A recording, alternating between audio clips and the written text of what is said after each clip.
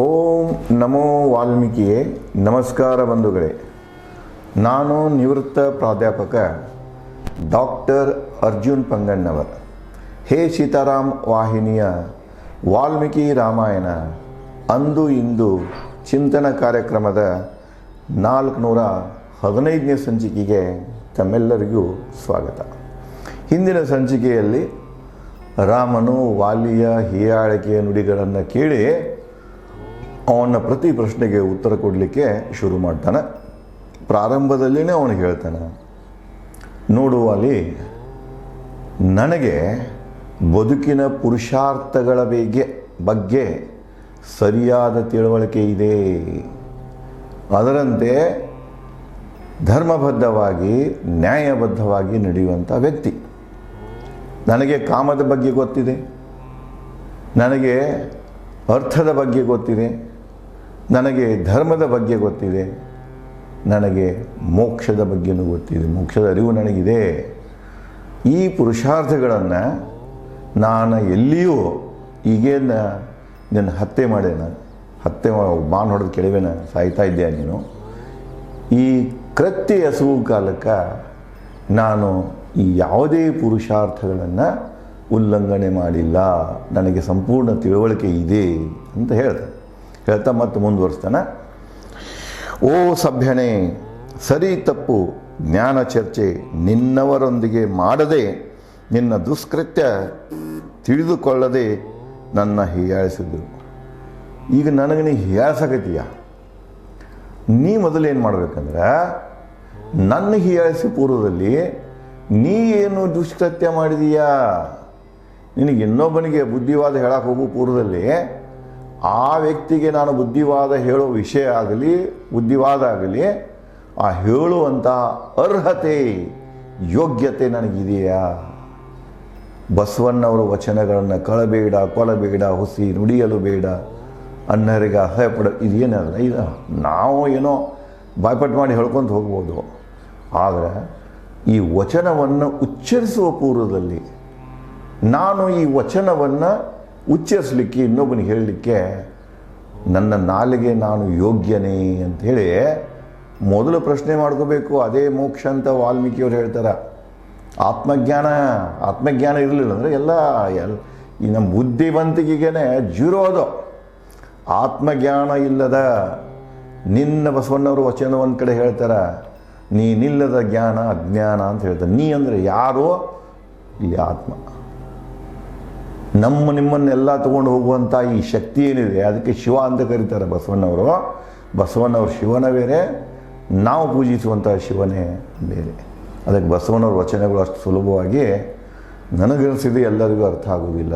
ಏನೋ ಶಬ್ದಾರ್ಥಗಳನ್ನು ತಗೊಂಡು ಎಲ್ಲೆಲ್ಲೋ ಭಾಷಣ ಮಾಡ್ತಿರ್ತಾರೆ, ಮನಸ್ಸಿಗೆ ಬಂದದ್ದನ್ನು ಹೇಳ್ಕೊಂಡು ಉದಾಹರಣೆ ಕೊಟ್ಕೊಂಡು ಹೊಂಟಿರ್ತಾರೆ. ಅದು ಹಾಗಲ್ಲ. ಬಸವಣ್ಣವ್ರ ಪ್ರತಿಯೊಂದು ವಚನವನ್ನು ಹೇಳೋ ಪೂರ್ವದಲ್ಲಿ ಅವರ ವಚನವನ್ನು ಬೋಧಿಸಲಿಕ್ಕೆ ನಾನೆಷ್ಟು ಯೋಗ್ಯ ಅನ್ನೋದನ್ನು ಆತ್ಮ ಆಲೋಚನೆ ಇದನ್ನು ಮಾಡ್ಕೋಬೇಕು. ನಾವು ಮಾಡ್ಕೊಂಡ ಮಾತಾಡಬೇಕು. ಅದಕ್ಕೆ ಅವನು ಹೇಳ್ತಾನೆ, ನೀನು ನಾನು ದುಷ್ಟ ಕೃತ್ಯ ಮಾಡಿದನಂತೆ ನಾನು ಹೀಯಾಳಿಸಬೇಡ. ಯಾಕಂದ್ರೆ ನೀನು ದುಷ್ಕೃತ್ಯ ಏನು ಮಾಡಿದೀಯ ಅನ್ನೋದನ್ನು ಮೊದಲು ತಿಳ್ಕೊ.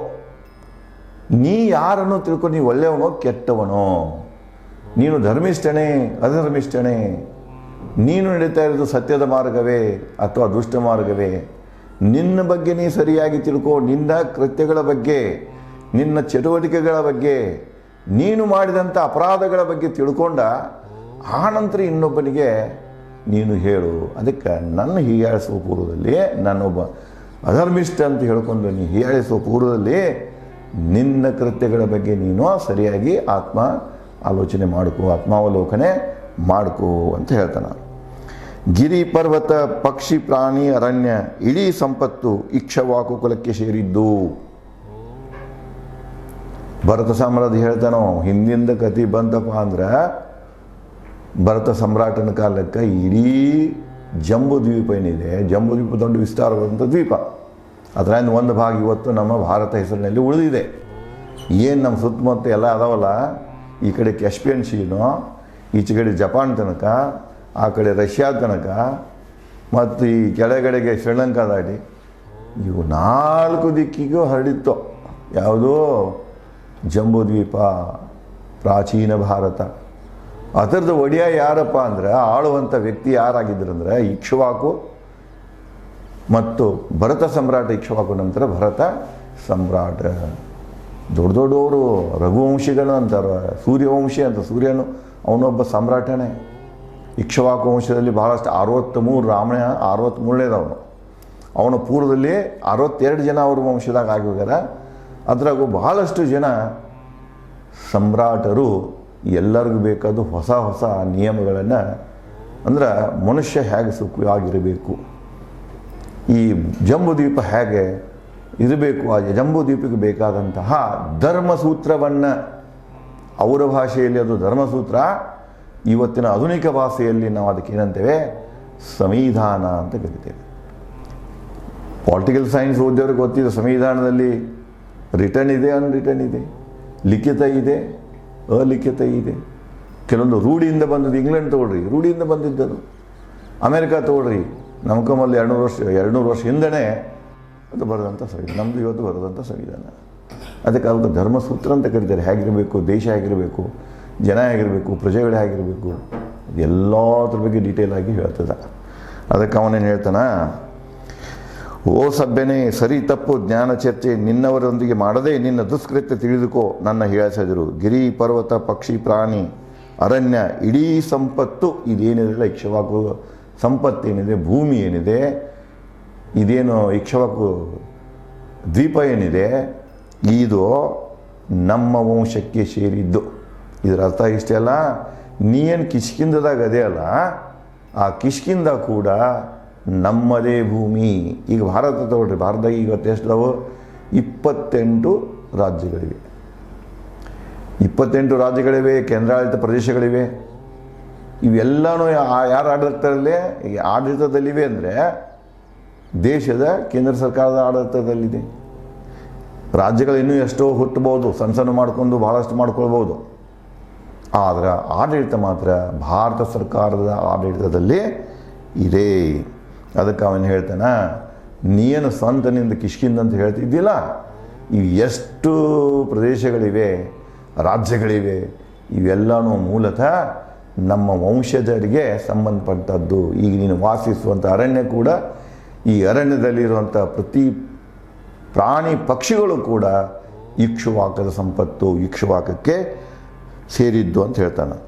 ಸಮೃದ್ಧಿ, ಸಂತೋಷ ಸಂಪತ್ತು ಎಲ್ಲವೂ ಭೂಮಂಡಲದೊಡೆಯ ಭರತನದು. ಭರತ ಸಾಮ್ರಾಟ, ಇಕ್ಷ್ವಾಕು ವಂಶದ ಸಾಮ್ರಾಟ. ಅವನ ತ್ರಿಶಂಕುವಿನ ಮೊಮ್ಮಗ. ಇಕ್ಷ್ವಾಕುವಿನ ಸಾಮ್ರಾಟರಲ್ಲಿ ಒಬ್ಬ ತ್ರಿಶಂಕು ಅಂತ ಬರ್ತಾನೆ. ತ್ರಿಶಂಕುವಿನ ಮೊಮ್ಮಗ ಇವನು, ಅಂದರೆ ಮೊಮ್ಮಗನ ಮೊಮ್ಮಗ ಇವನು.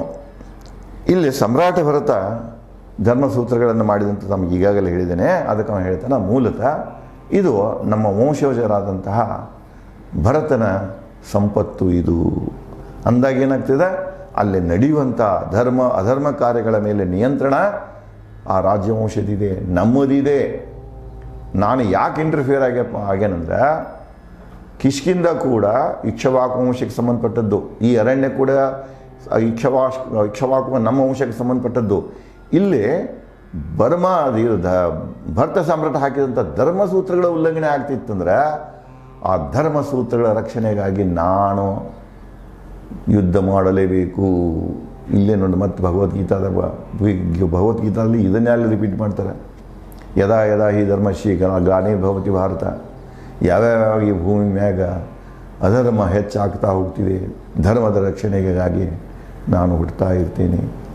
ಇಲ್ಲಿ ಕೂಡ ರಾಮ ಹೇಳ್ತಾನೆ, ಅಧರ್ಮ ಎಲ್ಲಿರ್ತದಲ್ಲ ಅದನ್ನು ನಾಶ ಮಾಡೋಕ್ಕೆ ನಾನು ನಿನಗೆ ಯಾಕೆ ನಾಶ ಮಾಡ್ತಾ ಇದ್ದೇನೆ, ನೀನು ಮಾಡಿದಂಥ ತಪ್ಪುಗಳನ್ನು ನೆನಪಿಸಿಕೋ, ನೀನು ಅಧರ್ಮಿ ಆಗಿದ್ದರಿಂದ ನಿನ್ನ ನಾಶ ಮಾಡುವ ಕರ್ತವ್ಯ ನಂದು. ಯಾಕಂದರೆ ನೀನು ವಾಸಿಸುವಂಥ ಭೂಮಿ ಭರತ ಸಾಮ್ರಾಟನಿಗೆ ಸಂಬಂಧಪಟ್ಟದ್ದು, ಅವನ ನಿಯಮಗಳ ಉಲ್ಲಂಘನೆಯನ್ನು ನಾನು ಸಹಿಸಲಾರೆ ಅಂತ ಹೇಳ್ತಾನೆ. ಮುಂದುವರೆದು, ಸಮಯವ ಸ್ಥಳ ಸತ್ಯವನ್ನೇ ಬಲ್ಲ ಪರಾಕ್ರಮಿ ಭರತನ ಭೂಮಿ ಇದು. ಮುಂದುವರೆದ ಮತ್ತಷ್ಟು ಸ್ಟ್ರಾಂಗ್ ಆಗಿ ಹೇಳ್ತಾನೆ, ಈ ಭೂಮಿನಲ್ಲ ಭರತನ ಭೂಮಿ.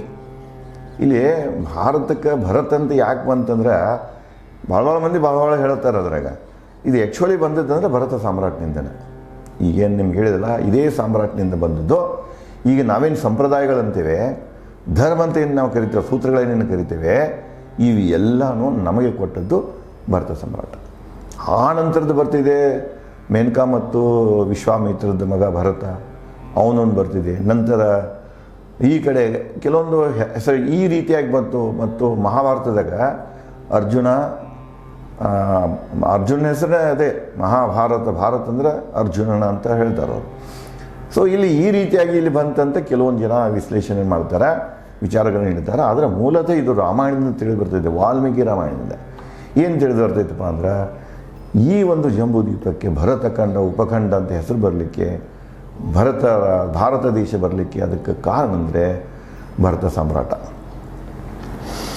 ಭರತನ ಸದ್ಗುಣ ಧರ್ಮನಿಷ್ಠೆ ಮುಂದುವರೆಸಲು ಎಲ್ಲರಾದರೂ ಇಲ್ಲಿ ಆಳುತ್ತೀಯರು.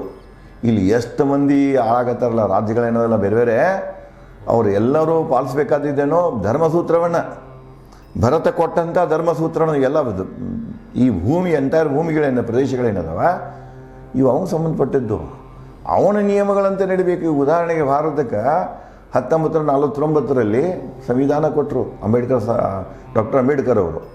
ಅದನ್ನು ಪಾರ್ಲಿಮೆಂಟ್ ಸ್ವೀಕಾರ ಮಾಡಿತು. ಅದರ ಬಗ್ಗೆ ಅದರ ಸಂವಿಧಾನದ ಪ್ರತಿಯೊಂದು ಪರಿಚಯದ ವಿಧಿಯ ಮೇಲೆ ಚರ್ಚೆ ಆಯಿತು. 189 ದಿವಸ ಚರ್ಚೆ ಆಗಿದೆ. ಆದ ನಂತರ ಒಮ್ಮತದಿಂದ ಅದನ್ನು ಸ್ವೀಕಾರ ಮಾಡಲಾಯಿತು. ಇವತ್ತು ಏನಪ್ಪ ಅಂದ್ರೆ, ಅದೇ ನಮ್ಮದು fundamental law of the land. Fundamental of the land ಯಾವ್ದು ಏನೋ ಏಕೈಕ ಕಾನೂನು ಯಾವುದಪ್ಪ ಅಂದ್ರೆ ಭಾರತದ ಸಂವಿಧಾನ. ಸಂವಿಧಾನವನ್ನು ನಮ್ಮ ಎಲ್ಲ ರಾಜ್ಯಗಳು ಪಾಲಿಸಬೇಕು, ನಮ್ಮ ಎಲ್ಲ ಕೇಂದ್ರಾಡಳಿತ ಪ್ರದೇಶಗಳನ್ನು ಪಾಲಿಸಬೇಕು. ಅಲ್ಲೊಂದು ಸಂವಿಧಾನದ ಕ್ಲಿಯರ್ ಕಟ್ ಇದೆ. ಸಂವಿಧಾನದ ಆದಂಥ ಒಂದು the spirit of the constitution ಅಂತ ಹೇಳ್ತಾರೆ. ಅದರದ್ದು 3ನೇ ಭಾಗ, 3rd part of the constitution. ಅದೇ ಸ್ಪಿರಿಟ್, ಅದರದ್ದು ಆತ್ಮ. ಅಲ್ಲೇ ಫಂಡಮೆಂಟಲ್ ರೈಟ್ಸ್ಗಳದಾವ. ಯಾವುದೇ ರಾಜ್ಯಕ್ಕೂ ಕೆಲವೊಂದು ಏನು ಮಾಡ್ತಾರೆ, ಗವರ್ನೆನ್ಸ್ದಾಗ ಕೆಲವೊಂದು ಅಧಿಕಾರಗಳನ್ನು ಕೊಟ್ಟಾರ ಅವರು. ಅಧಿಕಾರ ಕೊಟ್ಟ ಇದರ ಅರ್ಥ ಹೀಗೆಲ್ಲ, ಯಾವುದೇ ರಾಜ್ಯ ಆಗಲಿ ಯಾವುದೇ ನಿಯಮ ಸುತ್ತೋಲೆ ಕಾನೂನು ಮಾಡಬೇಕಾಗಿತ್ತಂದ್ರೆ ಅವು ಎಲ್ಲನೂ ಸಂವಿಧಾನದ ಚೌಕಟ್ಟಿನಲ್ಲಿರಬೇಕು. ಡೈರೆಕ್ಟ್ಲಿ ಇಂಡೈರೆಕ್ಟ್ಲಿ ಸಂವಿಧಾನದ ಆಶೆಗೆ ಧಕ್ಕೆಯನ್ನುಂಟು ಮಾಡಬಾರದು. ಧಕ್ಕೆಯನ್ನುಂಟು ಮಾಡಿತ್ತಂದ್ರೆ ಅದು ಅನ್ಕಾನ್ಸ್ಟಿಟ್ಯೂಷನಲ್. ಅದು ಕಾನ್ಸ್ಟಿಟ್ಯೂಷನಲ್ಲು ಅನ್ಕಾನ್ಸ್ಟಿಟ್ಯೂಷನ್ ತೀರ್ಮಾನ ಮಾಡೋದು ಯಾವುದೋ ಸರ್ವೋಚ್ಚ ನ್ಯಾಯಾಲಯ, ಯಾವುದು ಸುಪ್ರೀಂ ಕೋರ್ಟ್. ಯಾರಾದರೂ ಸುಪ್ರೀಂ ಕೋರ್ಟ್ ಸುಮೋಟೋದಿಂದನೂ ಮಾಡ್ತಿದೆ. ಯಾರಾದರೂ ಅದನ್ನು ವಿಷಯ ತೊಗೊಂಡು ಹೋಗಿಬಿಟ್ರಂದ್ರೆ ಸಂವಿಧಾನ ಚೌಕಟ್ಟಿನಲ್ಲಿ ನೋಡ್ತಿದೆ, ಸಂವಿಧಾನ ಆಶೆಗೆ ಅದೆಲ್ಲಾದರೂ ಧಕ್ಕೆ ಉಂಟು ಮಾಡ್ತಾ ಇತ್ತಂದ್ರೆ ಪರ್ಟಿಕ್ಯುಲರ್ಲಿ 3ನೇ ಪಾರ್ಟಕ್ಕೆ ಅದನ್ನು ಅನ್ಕಾನ್ಸ್ಟಿಟ್ಯೂಷನಲ್ ಅಂತ ಹೇಳಿ ಸುಪ್ರೀಂ ಕೋರ್ಟ್ ಡಿಕ್ಲೇರ್ ಮಾಡ್ತಿದೆ. ಅದಕ್ಕೆ ಇಲ್ಲಿ ಭಾರತದಲ್ಲಿ ಏನಾಗ್ತಿದೆ ಅಂದರೆ ಎಲ್ಲ ರಾಜ್ಯಗಳು ಕೂಡ ಸಂವಿಧಾನದ ಚೌಕಟ್ಟಿನಲ್ಲಿ ಆಡಳಿತ ನಿರ್ವಹಿಸಬೇಕು. ಅದಕ್ಕೆ ರಾಮ ಹೇಳ್ತಾನೆ, ಭರತ ಸಾಮ್ರಾಟ ಹಾಕಿಕೊಟ್ಟಂಥ ಸಂವಿಧಾನ ಏನಿದೆಯಲ್ಲ, ಆ ಸಂವಿಧಾನದ ಚೌಕಟ್ಟಿನಲ್ಲಿ ಈಗ ಭರತ ಭೂಮಿಯ ಭೂಖಂಡದ ಇದರಲ್ಲಿ ಏನಿಲ್ಲ, ಭರತಖಂಡದಲ್ಲಿ ಏನಿದ್ದಾವ ಅಥವಾ ಜಂಬೂ ದ್ವೀಪದಲ್ಲಿ ಎಷ್ಟು ರಾಜ್ಯಗಳದಾವ ಅವೆಲ್ಲನೂ ಅದೇ ನಿಯಮಗಳನ್ನು ಪಾಲಿಸಬೇಕಾಗ್ತಿದೆ. ನೀ ಅದನ್ನು ವೈಲೇಟ್ ಮಾಡಿದೀಯ, ಅದಕ್ಕೆ ನಾನು ಕೊಂದಿನಿ ಅಂಥೇಳಿ ಅವನಿಗೆ ಹೇಳ್ತಾನೆ. ಮುಂದುವರೆದು ಮತ್ತು ರಾಮ ಅವನಿಗೆ ಯಾವ್ಯಾವ ಉದಾಹರಣೆಗಳನ್ನು ಕೊಟ್ಟ ಅವನು ಮಾಡಿದಂಥ ತಪ್ಪನ್ನು ಅವನಿಗೆ ಅರಿವು ಮಾಡಿಕೊಡ್ತಾನೆ ಅನ್ನೋದನ್ನು ನಾನು ತಮಗೆ ಮುಂದಿನ ಸಂಚಿಕೆಯಲ್ಲಿ ಹಂಚಿಕೊಳ್ಳುತ್ತೇನೆ. ಧನ್ಯವಾದಗಳು.